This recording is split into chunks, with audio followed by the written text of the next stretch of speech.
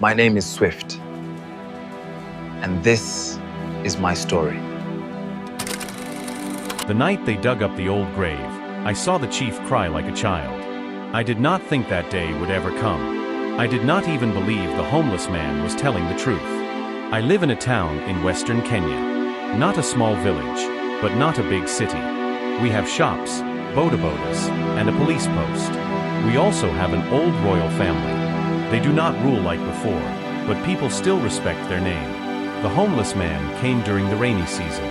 He slept behind my shop. I sell maize flour and sugar. At first, I wanted to chase him away, but he was quiet. He kept the place clean. He did not steal.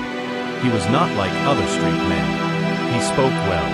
He looked people in the eye. He carried himself straight, even in torn clothes. Some boys used to mock him. They called him Your Highness. He never reacted. One evening, he asked me, "Who is the head of the royal house now?" I told him.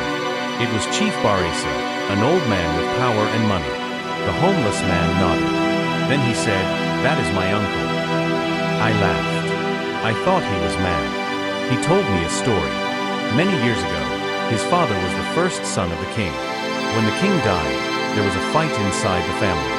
His father died in what people called a car accident. After that, his uncle took over. His mother ran away with him when he was still small. She feared for his life. I did not believe him, but he knew things. He knew the names of the king's wives. He knew about a hidden room in the old house where the elders meet. These were not things you find online. Still, I thought maybe he had learned it from someone. Then one day, people from the royal house came to my shop. They were looking for him. Someone had told them about the homeless man who claimed royal blood. They took him away. That night, rumors spread fast. They said the old chief was shaking. They said he kept asking, "How does he know?" The next week, the elders called for a meeting. In our town, when elders meet, it is serious. I went because my cousin works as a guard at the royal home. I stood near the gate and listened. The homeless man stood in front of them, cleaned up, wearing borrowed clothes. They asked him questions about his childhood. He answered. They asked about a birthmark. He removed his shirt. On his chest was a long dark scar. The elders became silent. One old woman began to cry. She said she remembered that scar. She said the prince was born weak, and doctors did a small operation when he was a baby. Only close family knew about it. The chief denied everything. He said the man was lying. So the elders did something that no one expected. They ordered that the grave of the former king be opened. That was the night I will never forget. It was not about spirits. It was about truth. They wanted to check something. Long ago, the king was buried with a special bracelet. It was passed from father to first son before death. But when he died suddenly, the bracelet was buried with him. Only the first son knew where it was hidden inside the coffin.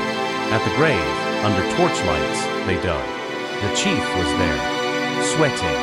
When they opened the coffin, the elders asked the homeless man, "Where is it?" He pointed without fear. Left side, under the cloth near the ribs.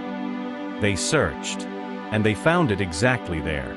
The chief broke down, right there at the grave. He fell to his knees. No curse, no magic. Just secrets that could not stay buried. Later, it came out that the car accident that killed the prince's father was planned. Not proven in court. But people talked. Old drivers confessed things when drunk. The homeless man did not shout. He did not fight. He just stood there, watching the grave close again. Months later, he was accepted as the true heir of the royal house. Not as a king with full power, but as the head of the family. He never came back to sleep behind my shop.